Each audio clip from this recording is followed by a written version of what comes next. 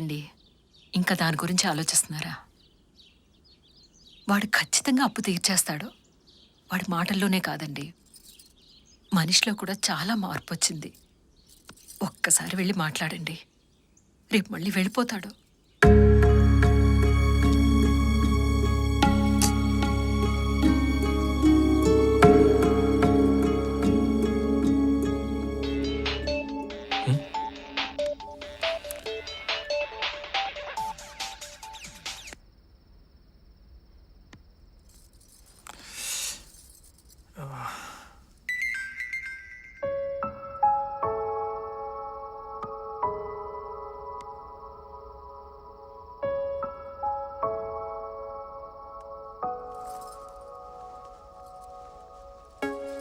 సంతోష్, ఏంట్రా నన్ను చూడగానే ఫోన్ పక్కన పెట్టేస్తున్నావు? ఎవరది? అదేం లేదమ్మా. నాతో కూడా చెప్పవా? ఎవర్రా? ఎవరూ లేరమ్మా. సరేలే, ఈ మధ్యన నా దగ్గర కూడా దాస్తున్నావు అనమాట. మా అదేం లేదు, కూర్చో చెప్తా. అది నాకెందుకో నేను ఒక అమ్మాయి విషయంలో తప్పు చేస్తున్నట్టుగా అనిపిస్తుంది మా.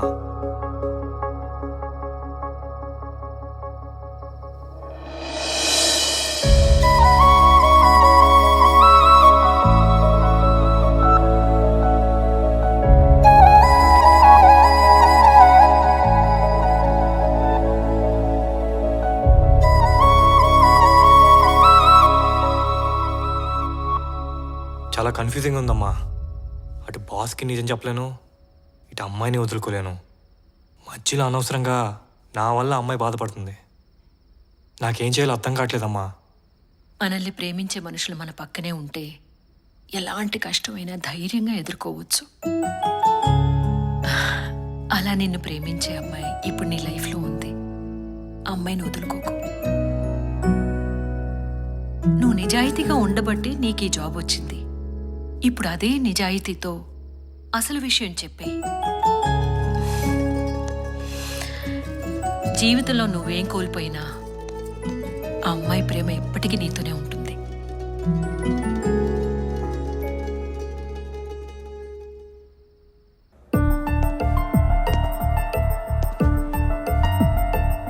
Excuse me sir. ఏయ్ సంతోష్, కమ్. ఊళ్ళో అంతా బాగున్నారా? బాగున్నారు సార్. కూర్చో కూర్చో. It's okay sir. మీతో ఒక ఇంపార్టెంట్ విషయం చెప్పాలి. అంతకంటే ముందు నేను నీకు ఒక ఇంపార్టెంట్ విషయం చెప్పాలి. సార్ చూడు, తెలుస్తుంది.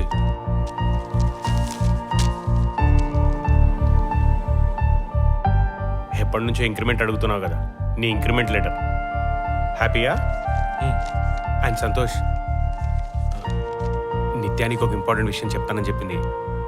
తను చెప్పగానే నాకు వచ్చి చెప్పే ప్లీజ్. చెప్తాను సార్. Thank you. సంతోష్, నాతో ఏదో మాట్లాడాలని వచ్చావు. మర్చిపోయాను సార్, గుర్తొచ్చినప్పుడు చెప్తాను. ఓకే.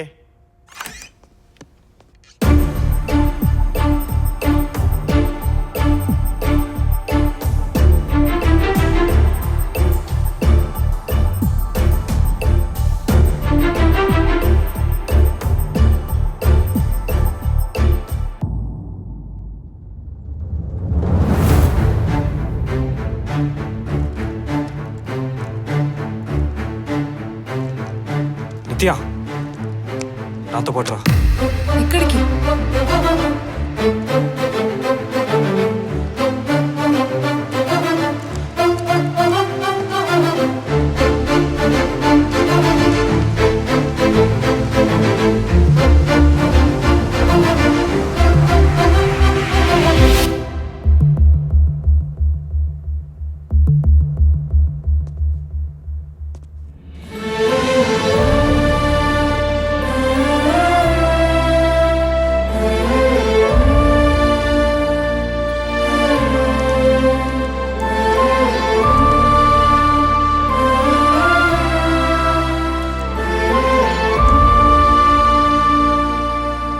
సార్, తను ఏం చెప్పింది అని అడిగారు కదా సార్, ఇదే. నేను మీకు ఒక ఇంపార్టెంట్ విషయం చెప్తా అన్నాను కదా, అది కూడా ఇదే. సార్ నిత్య నా గర్ల్ ఫ్రెండ్ సార్. మీకు తన మీద ఇష్టం ఉందని తెలిసినా సరే అది మీకు చెప్పకపోవడానికి మెయిన్ కారణం మీ మీద రెస్పెక్ట్ సార్. కానీ ఆ రెస్పెక్ట్ గురించి నేను ప్రేమించిన వాళ్ళని పెయిన్లో పెట్టలేను సార్. అందుకే ఈరోజు ఇలా అందరి ముందు ఓపెన్ అవుతున్నాను. నాకు తెలిసి ఇంతకన్నా క్లియర్గా ఎవరు చెప్పలేరు సార్. సార్ ఇన్నాళ్ళు పెళ్లి కోసం దండయాత్రలు చేశారు కదా సార్, ఇంకో 2-3 ఏళ్ళు గట్టిగా ట్రై చేయండి, వర్కౌట్ అయిపోద్ది. కానీ నిత్య నాది. All the best sir.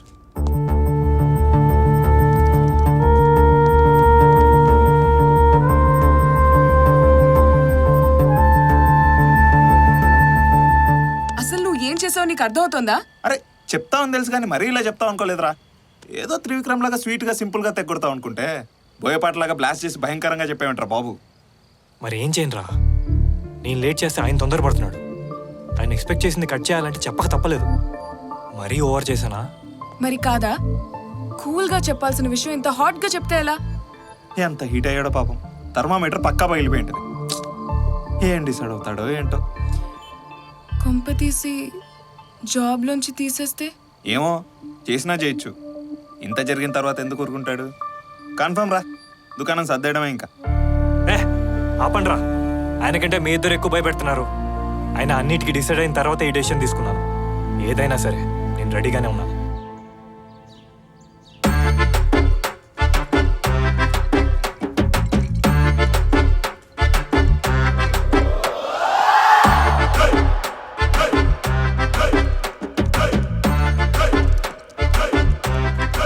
జడప్ idiot.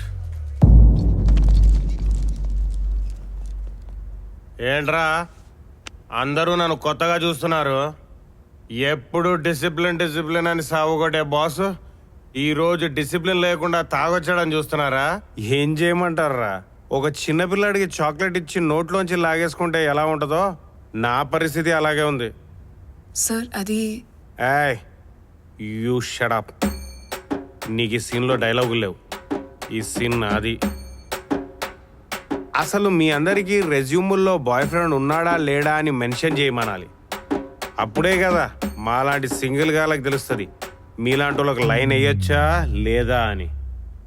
ఈడే కదా నీ బాయ్ ఫ్రెండ్? రేయ్ నువ్వు డెకాయిట్ వీరా, హ్యాపీయే కదా? అయినా సార్ ఈరోజు బాగా టైంకి వచ్చేసినట్టున్నారు. రే నీ సిన్సియారిటీ నచ్చి నువ్వు చెప్పేవని నిజాలని నమ్మే కదరా నీకు జాబ్ ఇచ్చాను. నాకెందుకురా అబద్ధం చెప్పావు? నా కళ్ళ ముందు నీ లవర్ని గట్టిగా హక్ చేసుకుంటావా?